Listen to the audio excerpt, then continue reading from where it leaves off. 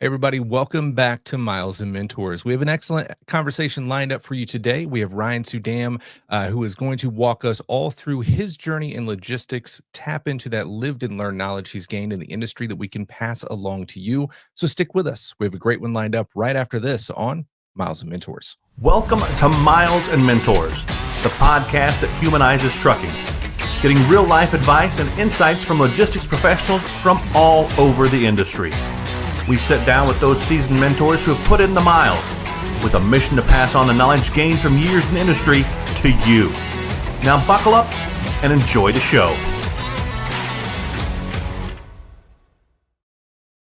Hey, Ryan, what's going on, man? Hey, man, it's good to be with you today. Yeah, I appreciate you being here. I'm stoked to dive in with you, the trusted freight guy. So I'm stoked to learn all about your background. Let's start out there. For people that may not know who you are, give us a little quick rundown. Who are you and what's your role in the industry today? Okay. Yeah, so my name is Ryan Suydam, and I currently am the agency owner of RKC Logistics. I do all my loads through Armstrong Transport Group, headquartered in Charlotte, North Carolina. My freight journey started about 26 or 27 years ago. I started out working for C.H. Robinson back in 1999 and as a W-2 employee. And that was the beginning of cultivating my freight career. I worked exclusively kind of from the ground up. I knew nothing about freight. I didn't know the difference between a dry van or a refrigerated trailer. So it was Freight 101.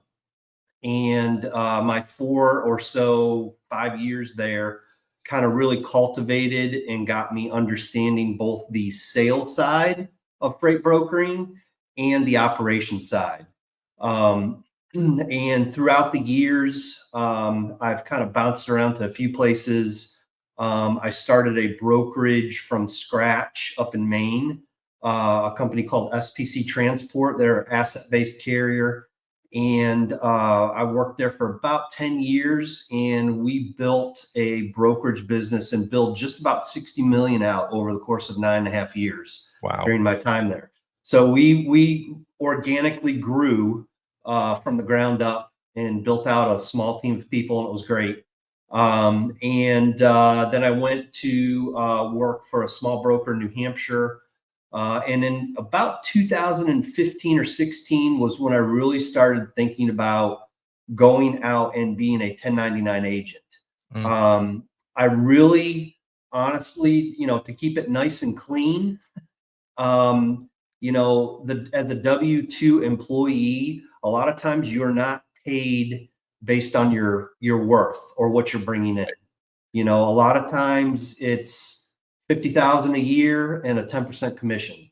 And so my background was always on both sides of the aisle. I knew the sales side and I knew how to find trucks. So I really started thinking in the fall of 15 to the spring of 16 about becoming a 1099 agent. And that's what I did in the fall of 16.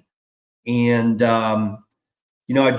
I was happy where I was at prior, but I was the only agent, and there just wasn't a sense of urgency for growth for me. Yeah. And so last year I started running through 3, 4, or 5 companies that I knew of, kind of vetting them, going through the process. And I landed with Armstrong Transport Group, and it's myself, and I have a full-time ops manager. And in the next 45 to 60 days, we will be hiring another sales guy. So we're growing. Love that. Yeah, it's exciting. There's two sides of working as a 1099 agent. There's freedom. You have freedom to how hard you want to work. There's financial freedom, because the harder you work, you're rewarded for your work. Then, if there's a day or a season where, maybe your line of work is not as busy, you can slow down if you want, but you just have to understand when you slow down, your checks slow down too.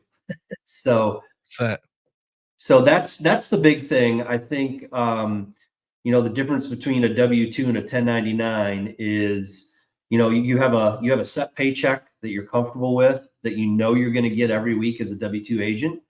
And, the first 12 to 15 months when I was a 1099 agent, the cycle was up and down. I might have a really, really good week one week, but then the next week it could be a little bit, lighter until you build your book of business up. 100%.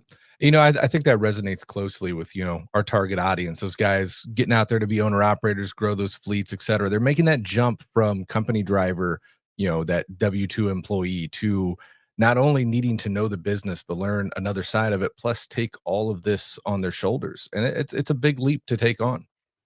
It is a big leap. And, my advice for somebody who wants to get into the business is try to align yourself with a freight broker and start as a W-2. You got to learn the basics of 101. My one caveat that I would say, and this is the thing that I think is not the best of things for people that are W-2, is a lot of these big, large 3PLs, they will hire college kids. And, there's a little bit of naivety to college kids, and they hear 40 or 50,000 a year. They hear free beer Fridays, and they hear, the ping pong table is in the break room. They hear all this stuff. But what happens is during onboarding is they're slid in with a non-solicit or non-compete that could be 2 years. And, my whole thing is I'm not against non-solicits or non-competes, but they need to be structured both to protect your company and give some freedoms to, a guy if he wants to go out on his own. Yeah. The whole idea is that people do business with people. They don't do business with corporate logos. So if I have a relationship with ABC Brick Company, they're not doing business with me because my logo says RKC Logistics /ATG. They're doing it because of the personal care that I take for their freight, acting like I have ownership of it. Yeah. And so there's a fine line that you have to do as a business owner, and you have to do due diligence as someone who's new getting into the business. Because let's say you're a rock star, and let's say you light it on fire, and the light bells go off after 18 months, and you say, hey, look, I can go do this on my own for somebody. And then you pull out your onboarding paperwork and you see that you have a non-compete that's, strict for 2 years. So now you've just shot all of your hard work out the window. So Right. My advice is folks need to be very, very careful, and they need to read what they're signing when they come on to be a W-2. 100%. So, man, you've been in the freight industry now for over 2 decades. What would you say has kept you here? Well, I like the idea that no day is ever the same. Yeah. It's always something different. It's a different problem you have to solve. It's a different connection that you have to make. It's a different idea that you have to throw out to try to solve for somebody.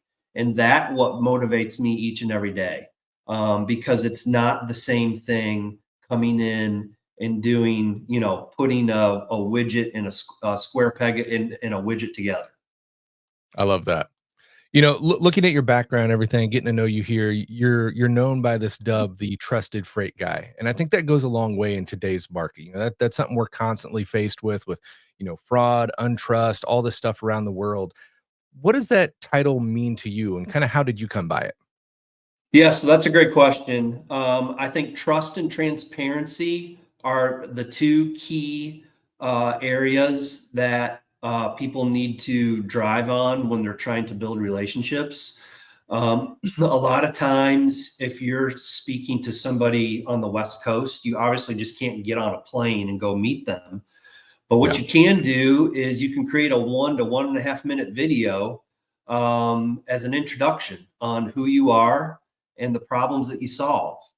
And I just think that trust and transparency is a big thing. And for me, on a personal note, I'm going through a 12-step program. It's called Regeneration. Okay. And one of the things personally that I have never done in my life fully is trusting Jesus for everything in all areas of my life. And so I got to thinking, I'm like, here I am, putting my faith personally in my own will in some of my areas and not putting my faith in Jesus. And here I'm a freight broker by day. And what are people doing? They're trusting me. And so I just said, hey, you know what? I have a newfound faith and a newfound purpose in Jesus. And I have a new title now, and that's the Trusted Freight Guy. And I think it resonates because people need to trust you when you're hauling their freight. Yeah. Trust means a lot of things. Trust means having visibility on a shipper's freight from pickup to delivery. Trust means when you say you're going to do something, you need to follow through with it. I think the evolution of freight has transpired leap years in the last like 2 years with AI and all the new technologies. And what that's also done is it's allowed thieves and people who are not above the board Yeah. to double broker, to be deceptive, to steal cargo. So there's just new things that you have to do to reinvent yourself. One area is, with all of our loads, we use MacroPoint. That's kind of like the bare minimum. So Right. when a carrier does a load with us, we set them up at minimum on MacroPoint. So that means we can see the driver's cell phone where he's tracking every 15 minutes. Excuse me. And that customer can see that right to their phone or email. The next step up would be what we call Samsara. And Samsara is a program where it's a physical program that's mounted in a truck or a trailer. And as the trailer moves down the road, we see the icon. So that's, a next level step of transparency or trust that we Right. give to the client. And then a new technology that we recently partnered with is called Tive, Tive.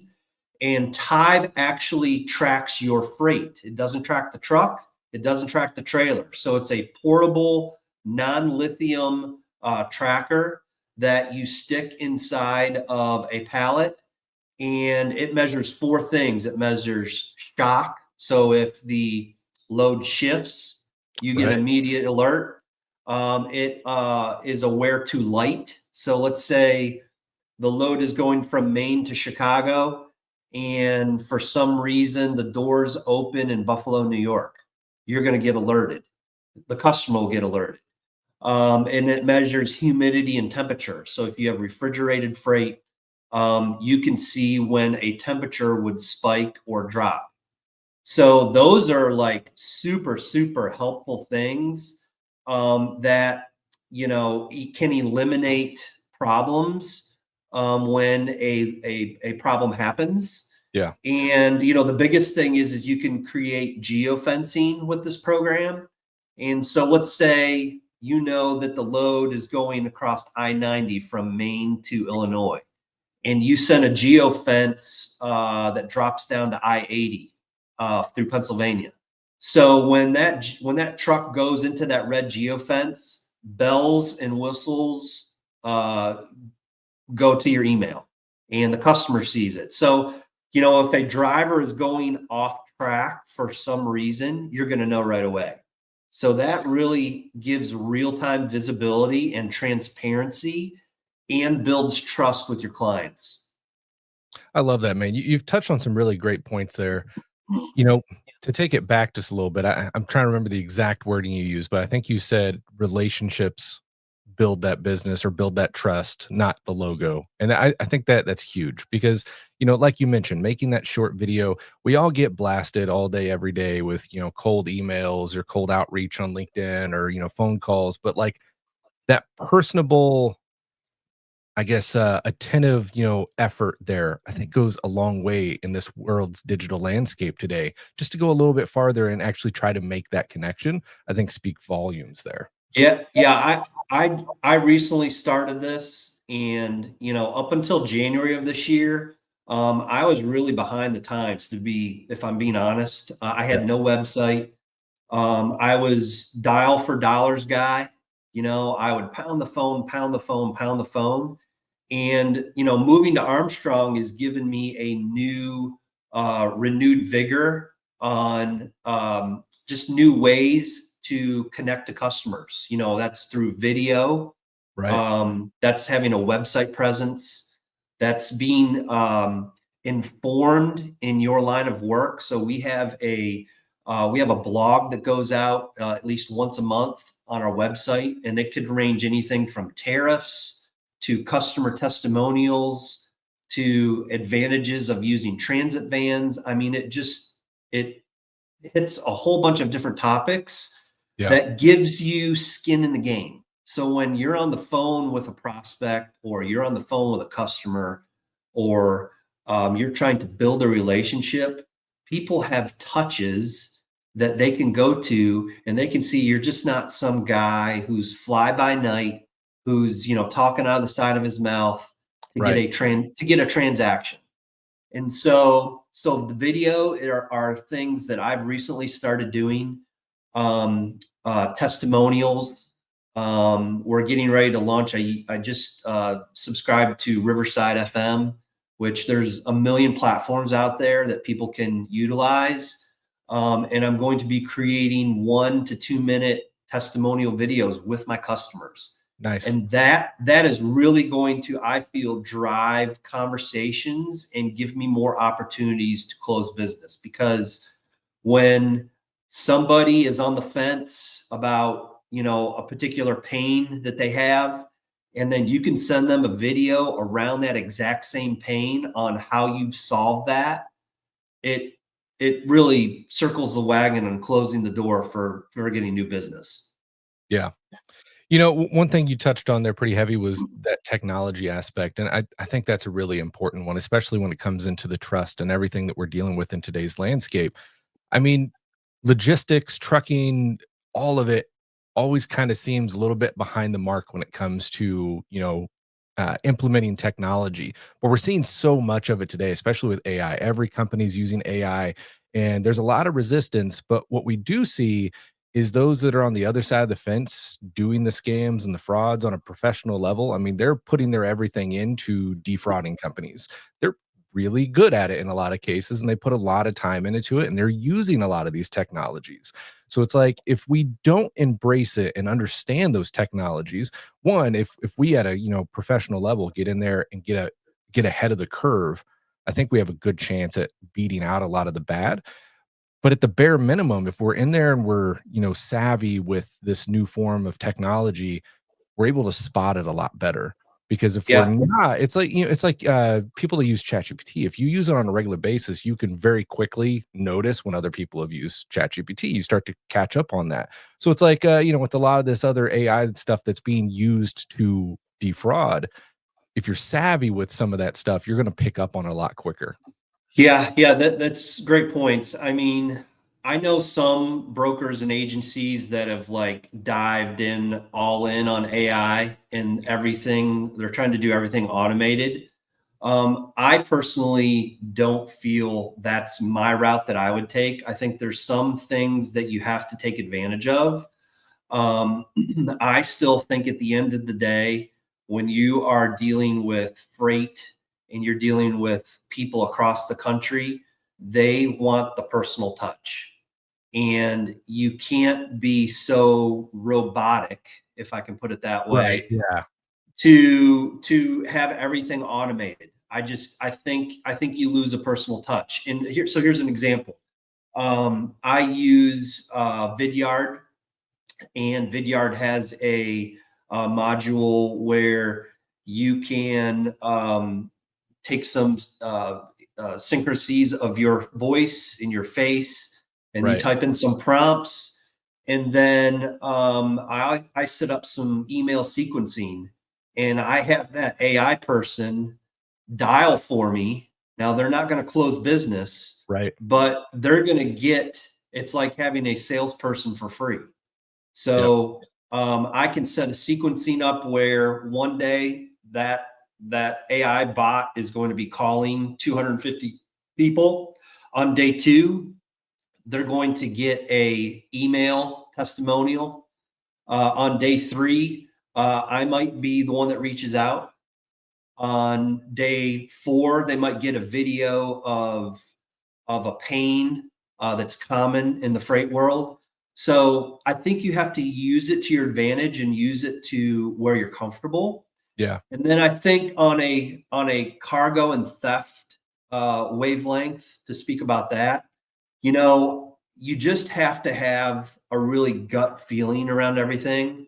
I don't get it right every time, but Oh, yeah. I have been doing this long enough that when I feel that it smells funny or it looks funny, it's probably funny, and you need to rely on your gut. Now, there are companies and tools that are out there that help you determine whether somebody is who they say they are. And Armstrong has a really good path for us agents to use, and it's vetted. There are other options out there. Like, I just took a look at a company called Freight Validate, Mm. and Freight Validate would be something that I would have to purchase on my own. That would just be an extra tool that I would have in my toolbox to determine if a carrier is who they say they are. And it goes all the way to facial recognition of a driver. I mean, it's Yeah. crazy. And so you just have to, you have to look at your budget as an agent. Hey, what can I afford? Am I hauling potting soil and water and soda, or am I shipping robotics and pharmaceuticals? So you have to weigh, what you're hauling, what level of vetting do I need to do, and then make those decisions as a business owner. 100%. Yeah, I think you touched on some really, really great points there, especially, looking at the AI as far as process and getting stuff done. Killer point, because at the end of the day, you don't want to invoke it in like those public facing things. Like, that fact of making the personal video, right? Like, if you just go to an AI avatar on everything, well, you're shooting yourself in the foot and you're going back on that. But there are a lot, like you mentioned with the dialer. I think there are a lot of tools that you can use to help get you more in that position to have those personal contacts and get rid of the mundane stuff. And really just, play that double-edged sword of where it works best for your business to stay ahead of the curve, but prioritizing that personal relationship. I mean, trucking, logistics, I think is always going to be one of those industries that naturally leans to connection, right? Like it's a That's bit right. old school in that mind, but like there's also a lot of good there. And we think back, just in the, last 2 decades, right? We get a lot of even before AI, get a lot of, you know, uh phone system prompts that are, kind of robotic, press 1 for this, and you're always just trying to get a human on the line. And I That's think right. as we hit more and more of this AI and companies are like, "Oh, I don't need a staff. We can run everything through AI." We're gonna see so much of that non-human that people are just gonna crave it. And I think someone like you that makes that effort to, "Hey, where can I use this to get me to a point that I can have more time for connection and Yeah. relationship?" I think that's gonna stand out, and that's really gonna drive you that extra mile. Yeah. And here's the other thing too, if I could add to it, is Yeah. that you know, I have a colleague, a friend of mine who I just met on LinkedIn, he's really, really good at sales, and he just is given some really, really great free advice. And, he says, and I just recently implemented this a couple months, I look each and every day to find one person to tell them the things I do and the problems that I solve. And if you have that mindset, repeat, repeat, repeat, it's going to give you new opportunities. And here's a perfect example. We just were on a family vacation in Florida for 2 weeks.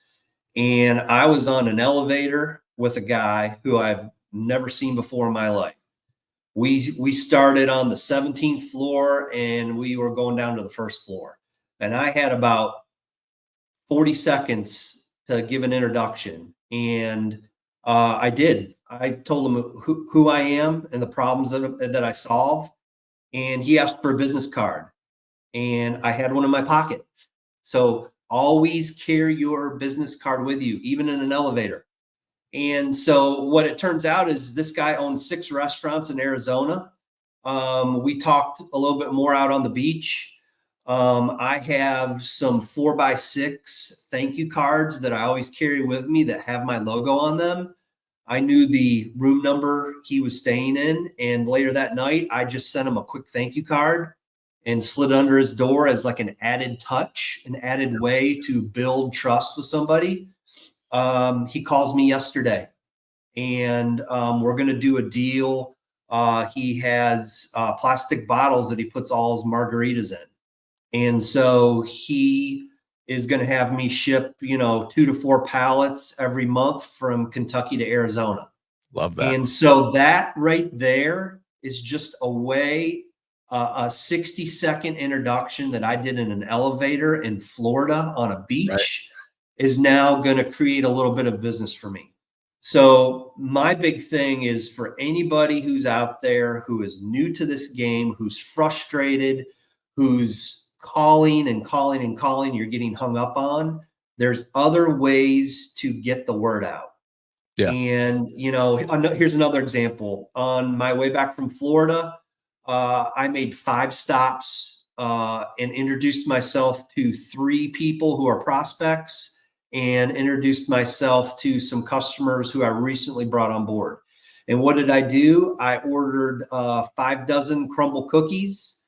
And when I showed up at each location, I brought in Crumbl cookies, I brought in 2 cards, and I brought in my 4x6 little brochure that tells who I am and the problems I solve.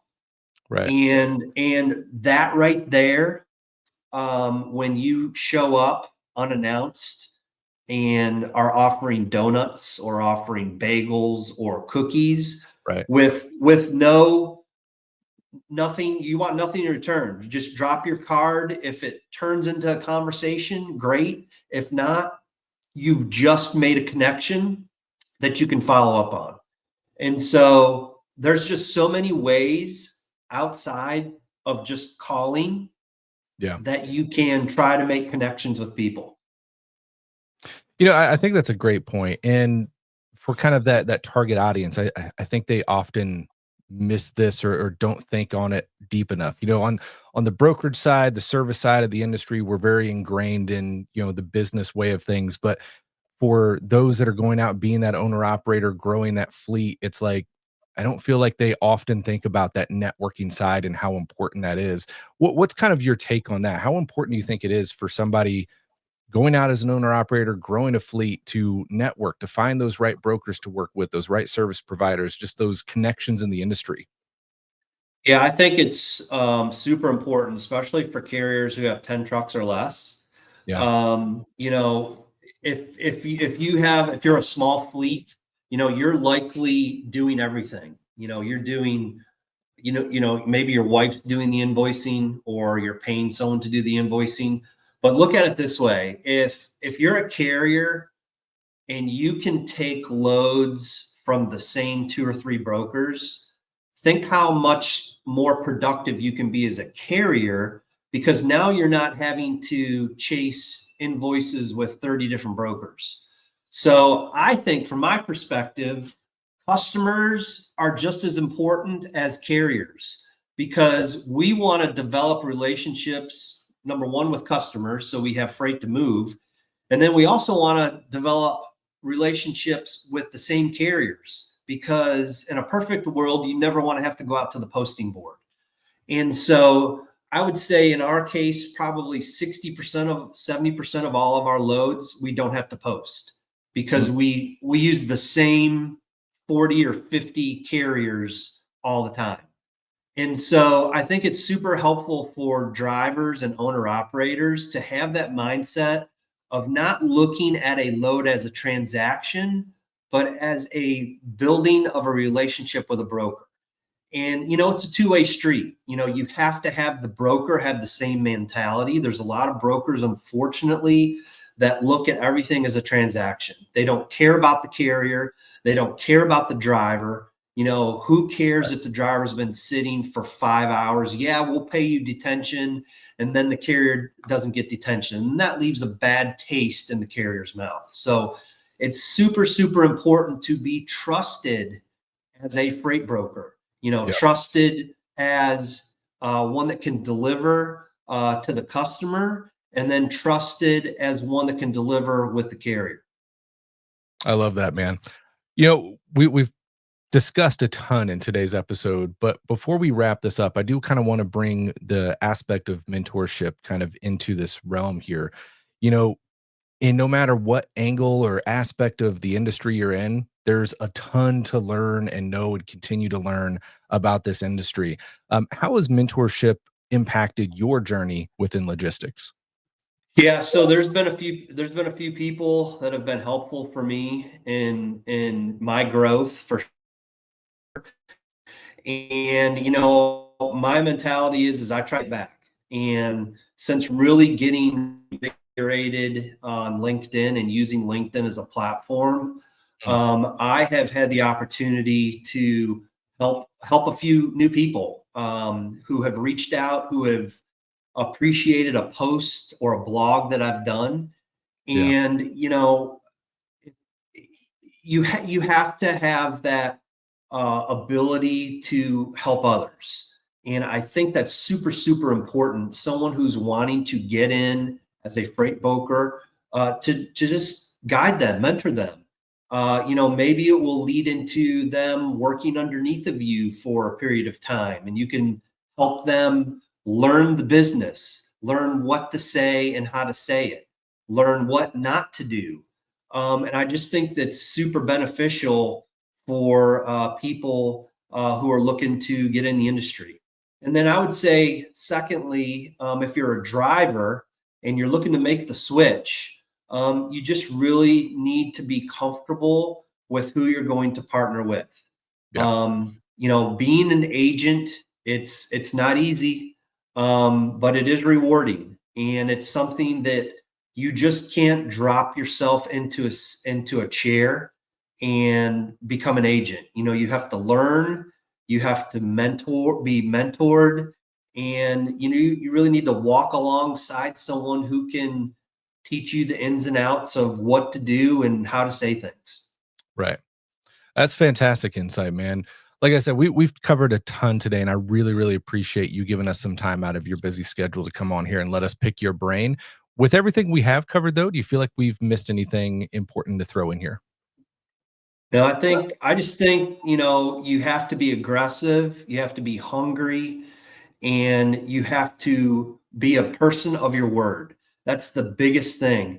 As a business owner, I celebrate the good and I stand on top of the mountain when we've made a mistake. You got to own everything.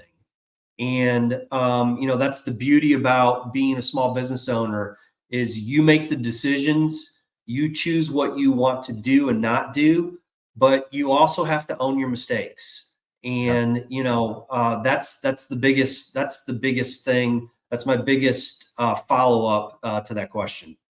I love it, man. That's fantastic insight. Before we let you go today, I want to give you an opportunity here for some shameless plugs. How can people get a hold of you to learn more, find out about your business, website, all that? Yeah, the easiest way, two ways. If you hashtag the trusted freight guy, you're going to find me very easily on LinkedIn, or you can come to our website, and that is rkc-logistics.com. I would love to answer anybody's questions and be a source of helpful information for anyone who's looking to make a change or just questions that I can answer. Fantastic. Man, you've been a great mentor to chat with today. I really, really appreciate you coming on. Until next time, man, I hope you have a great one. Everyone out there, thank you so much for watching, and be safe out there. Have a great day.